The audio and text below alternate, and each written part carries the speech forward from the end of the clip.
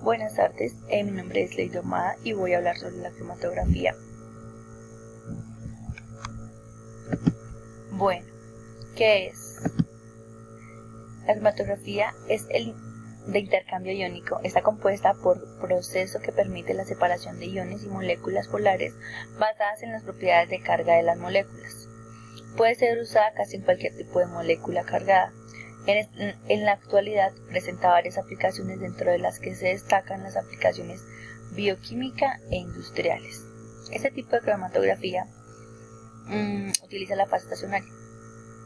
Es una resina de intercambio iónico que contiene grupos cargados, teniendo la propiedad de separar especies ionizadas, como catiónicas o aniónicas.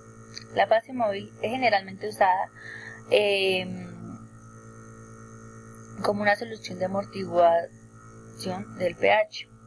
En las proteínas de la cromatografía de intercambio iónico se basa en las diferencias del signo y magnitud de la carga eléctrica neta de las propiedades a un valor de pH determinado. La relación que simboliza el equilibrio ocurrido en la cromatografía de intercambio iónico es, ahí tenemos la ecuación.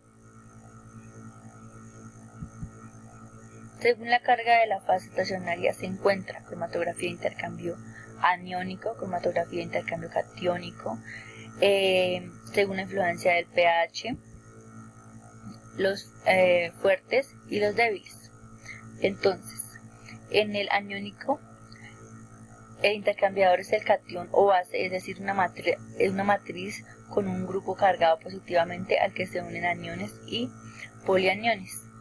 En la cromatografía de intercambio catiónico, si la intercambiador es un anión o ácido, o sea, una matriz con un grupo cargado negativamente al que se unen cationes y policationes. Y en el pH, los intercambiadores, estos pueden ser fuertes o débiles, lo que en la práctica delimita el intervalo del pH en el que pueden ser manejados. Entonces, pues acá tenemos fuertes son grupos que están totalmente ionizados en un amplio rango del pH, y los débiles son un grupo que están ionizados en un rango de pH más estrecho. Bueno, la aplicación.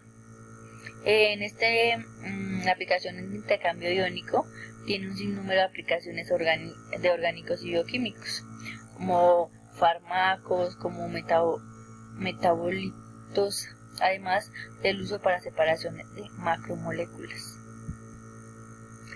La exclusión de iones.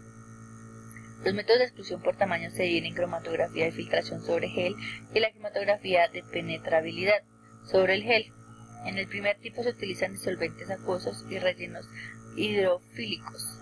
En el último se emplean disolventes orgánicos no polares y los rellenos son hidrofílicos.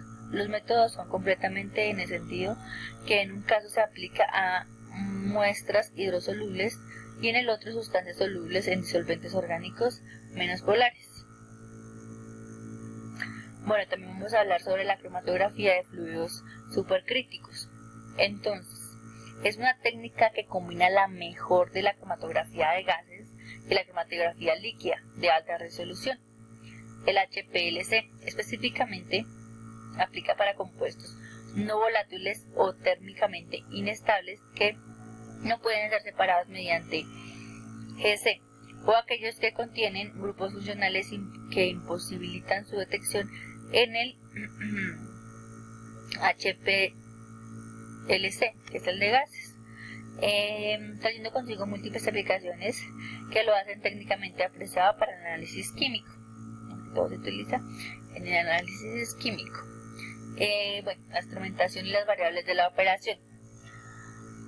Las precisiones y las temperaturas son variables importantes para el análisis cromatográfico de los fluidos supercríticos, pero dentro de sus funcionamientos encontramos variables importantes, como por ejemplo el empleo de un horno termostático para poder controlar con la presión la temperatura de la fase móvil, el uso de un restrictor que es empleado para poder mantener por una parte la presión en el interior de la columna y por otra parte permitir la baja de la presión a la salida para el fluido supercrítico. pase al estado gaseoso, para que el fluido supercrítico, que este pueda pasar del estado gaseoso y pueda ser detectado adecuadamente el analito. Las variaciones de presión en cromatografía de fluidos supercríticos tienen un efecto muy marcado sobre el factor de retención o de capacidad. Este efecto es una consecuencia de incremento de la densidad de la fase móvil a medida que aumenta la presión. Tal incremento que la densidad origina un aumento de capacidad disolvente de la fase móvil, lo cual acorta los tiempos de elusión. Bueno, acá tenemos el esquema del equipo de cromatografía de fluidos supercríticos, donde pues ahí está la bomba de la jeringa por donde se inyecta, el control de presión y densidad, el control de temperatura del que hablábamos anteriormente, la válvula de inyección de la muestra, la columna, el horno, el restrictor, el detector, el electrómetro, la ventilación y bueno, el teclado y la pantalla para poder leer el resultado cromatográfico. Las fases estacionarias se emplean tanto las columnas abiertas como las columnas rellenas, aunque las primeras son las más empleadas. Las columnas abiertas son similares a las columnas de sílice fundida con recubrimientos internos de varios tipos de siloxanos enlazados y de los enlaces cruzados. Las columnas tienen una longitud de 10 a 20 centímetros de diámetro interno y de 0,5 a 10 milímetros. En espesor de la película varía entre 0,05 y 1 micrómetro. En las fases móviles, la fase móvil más utilizada es la SFC, es el dióxido de carbono. Es un disolvente excelente para el conjunto de moléculas orgánicas no polares. Además es una sustancia transparente en el ultravioleta, es colora, no tóxica, fácilmente disponible y muy barata cuando se compara con otras fases móviles cromatográficas. De por sí casi todos utilizan el dióxido de carbono para así poder hacer las lecturas y demás.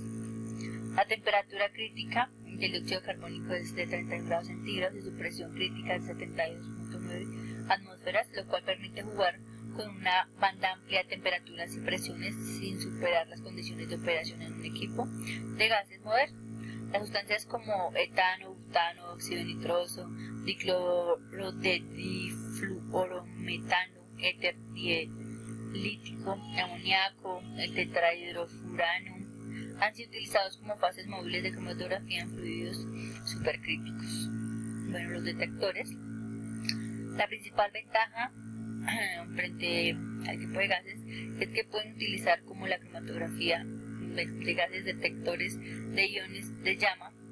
Este detector es la respuesta universal a compuestos orgánicos de elevada sensibilidad. Los espectros de masa también se pueden adaptar como detectores más fácilmente para el SFC que para el HPLC. Otros detectores utilizados son la absorción en la ultravioleta y en infrarrojo de emisión, de fluorescencia, termoiónicos y fotométricos de llama. La elección de fluidos supercríticos entre los fluidos supercríticos más usuales, el que más se encaja con todas estas propiedades es el de dióxido de carbono, con la salvedad de su apolaridad que en principio limita el poder solvente para las sustancias polares.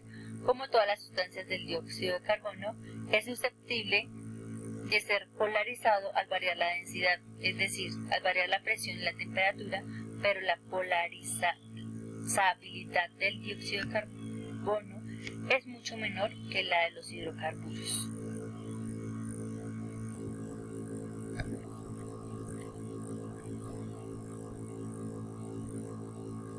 Bueno, en las aplicaciones relevantes en la cromatografía de fluidos supercríticos se ha aplicado la separación de un amplio conjunto de sustancias, entre los que se encuentran productos naturales, fármacos, alimentos, pesticidas, herbicidas, tensioactivos, polímeros, aditivos de polímeros, combustibles fósiles y explosivos y propelentes.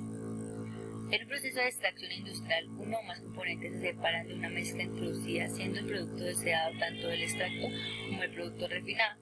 Al tratarse los alimentos de mezclas altamente complejas, lo más habitual es que los extractores también lo sean, por lo cual es muy habitual hablar de los fraccionamientos de los extractos.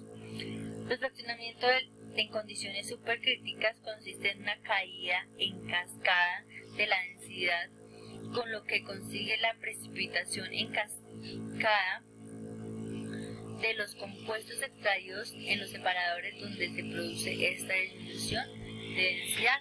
Y bueno, eso es todo. Muchas gracias.